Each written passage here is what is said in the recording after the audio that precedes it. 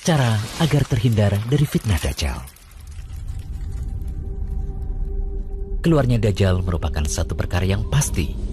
Dajjal akan berusaha menyesatkan manusia dari jalan Allah Subhanahu wa Ta'ala, sehingga orang yang beriman semestinya mengetahui sifat serta fitnah-fitnah Dajjal agar terhindar dari kesesatannya. Pengetahuan tentang kiat agar kita terlindungi dari fitnah Dajjal sangatlah penting, karena kita semua menyadari bahwa saat ini kita hidup di akhir zaman. Siapa saja yang nanti akan bertemu Dajjal, bisa saja ia akan terpedaya oleh fitnahnya dan menjadi pengikutnya.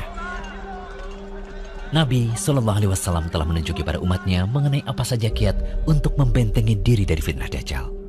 Beliau telah meninggalkan umatnya dengan penjelasan yang amat jelas. Karena fitnah yang satu ini adalah sebesar-besarnya fitnah yang ada hingga akhir zaman. Bahkan setiap Nabi selalu memperingatkan dari fitnah ini. Terkhusus Nabi Muhammad SAW sebagai penutup para Nabi. Melanjutkan pembahasan serial Dajjal sebelumnya, berikut kami ulas cara untuk menghindari fitnah Dajjal. Pertama, berpegang teguh dengan ajaran Islam. Modal utama untuk menghadapi fitnah Dajjal adalah dengan mengenal ajaran Islam dengan benar, terutama lebih mendalami nama dan sifat Allah. Karena dengan mengetahui hal ini, seseorang pasti tidak akan tertipu dengan tipu muslihat Dajjal. Dajjal itu manusia biasa yang butuh makan dan minum, sedangkan Allah tidak demikian. Dajjal itu buta, sedangkan Allah tidak. Tidak ada seorang pun yang dapat melihat Allah di dunia sampai ia mati. Adapun Dajjal bisa dilihat oleh manusia, baik yang mukmin maupun yang kafir. Oleh karena itu, ini merupakan isyarat akan pentingnya iman, apalagi dengan mengenal serta memahami nama dan sifat Allah. Mengenai hal ini, kita dapat melihat pada kisah yang disebutkan dalam hadis Abu Sa'id Al-Khudri berikut ini. Dajjal muncul, lalu seseorang dari kalangan kaum mukminin menuju ke arahnya. Lalu bala tentara Dajjal yang bersenjata menemuinya. Mereka bertanya, "Mau kemana kamu?" Mukmin itu menjawab, "Hendak ke orang yang muncul itu." Mereka bertanya lagi, "Apa kamu tidak beriman kepada Tuhan kami?" Mukmin itu menjawab, "Rob kami tidaklah samar." Mereka berkata, "Bunuh dia." Lalu mereka saling berkata satu sama lain, "Bukankah Tuhan kita melarang untuk membunuh seseorang tanpa perintahnya?" Mereka membawanya menuju Dajjal. Saat orang mukmin melihatnya, ia berkata, "Wahai sekalian manusia, inilah Dajjal yang disebut oleh Rasulullah SAW." Lalu Dajjal memerintahkan orang itu untuk dibelah. Ia berkata, "Ambil dan belahlah dia." Lalu punggung dan perutnya pun dipenuhi pukulan. Kemudian Dajjal bertanya, "Apa kamu tidak beriman kepadaku?" Mukmin itu menjawab, "Kamu adalah Al-Masih, pendusta." Lalu Dajjal memerintahkannya untuk digergaji dari ujung kepala hingga pertengahan antara kedua kaki. Kemudian Dajjal berjalan di antara dua potongan tubuh itu, lalu berkata, "Berdirilah." Tubuh itu pun berdiri. Selanjutnya, Dajjal bertanya kembali kepadanya, "Apa kamu beriman kepadaku?" Ia menjawab, "Aku semakin mengetahuimu." Kemudian orang mukmin itu berkata, "Wahai sekalian manusia, sesungguhnya Dajjal tidak akan bisa berbuat seperti ini lagi kepada siapapun setelah aku." Lalu Dajjal mengambilnya untuk disembelih. Tetapi Allah menjadikan anggota badan yang berada di antara leher dan tulang belakang itu seperti tembaga atau perak, sehingga Dajjal tidak mampu membunuhnya. Kemudian Dajjal memegang kedua tangan dan kakinya, lalu dilemparkan. Orang-orang mengiranya dilemparkan ke neraka, tetapi sesungguhnya ia dilemparkan ke surga.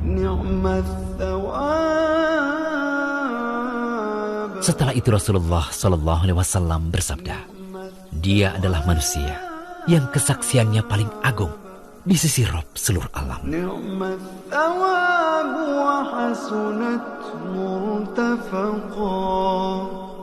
Kedua, berlindung pada Allah dari fitnah Dajjal, terkhusus dalam sholat. Dari Abu Hurairah radhiyallahu anhu, Rasulullah SAW bersabda, jika salah seorang di antara kalian melakukan tasyahud, mintalah perlindungan pada Allah dari 4 perkara. Allahumma inni a'udzubika min adzabi jahannam, wa min adzabil qabr, wa min fitnatil mahya wal mamat, wa min syarri fitnatil masihid dajjal. Ya Allah, aku meminta perlindungan padamu dari siksa jahanam, dari siksa kubur, dari fitnah hidup dan mati, dan dari kejelekan fitnah Al-Masih Ad-Dajjal. Alhamdulillahilladzi anzala ala 'abdihil kitaba wa lam yaj'al lahu 'iwaja. Ketiga, menghafal surat Al-Kahfi. Nabi SAW telah memerintahkan untuk membaca awal-awal surat Al-Kahfi agar terlindungi dari fitnah Dajjal. Dalam riwayat lain disebutkan akhir-akhir surat Al-Kahfi yang dibaca. Intinya surat Al-Kahfi yang dibaca bisa awal atau akhir surah. Dan tentu yang lebih sempurna adalah menghafal seluruh ayat dari surah tersebut. Dari Abu Darda, ia berkata bahwa Nabi SAW bersabda, barang siapa menghafal 10 ayat pertama dari surat Al-Kahfi, maka ia akan terlindungi dari fitnah Dajjal. Hadis riwayat Muslim. Dari An-Nawas bin Sam'an, ia berkata bahwa Rasulullah SAW bersabda, barang siapa di antara kalian mendapati zamannya Dajjal, bacalah awal-awal surat Al-Kahfi. Hadis riwayat Muslim. Dalam hadis lain juga disebutkan dari Abu Darda, ia berkata bahwa Nabi SAW bersabda, barang siapa membaca 10 ayat terakhir dari surat Al-Kahfi, maka ia akan terlindungi dari fitnah Dajjal. Hajjaj berkata, barang siapa membaca 10 ayat terakhir dari surat Al-Kahfi. Hadis riwayat Ahmad. Syekh Shu'aib Al-Arnaud mengatakan bahwa hadis ini sahih. Imam Nawawi rahimahullah berkata, kenapa yang dianjurkan untuk dibaca adalah surat Al-Kahfi? Karena di awal surah tersebut terdapat ayat-ayat yang menakjubkan. Siapa yang mau merenungkannya, niscaya ia akan terlindungi dari fitnah Dajjal. Di dalam surah Al-Kahfi, sungguh banyak kisah-kisah yang dapat dijadikan ibrah. Mulai dari kisah penghuni gua, kisah Musa dan Khidir, dan kisah Dzulqarnain, juga terdapat penetapan hari kebangkitan. Oleh karena itu, sudah sepantasnya surat ini dibaca, difahami maknanya, dan lebih baik lagi dihafalkan.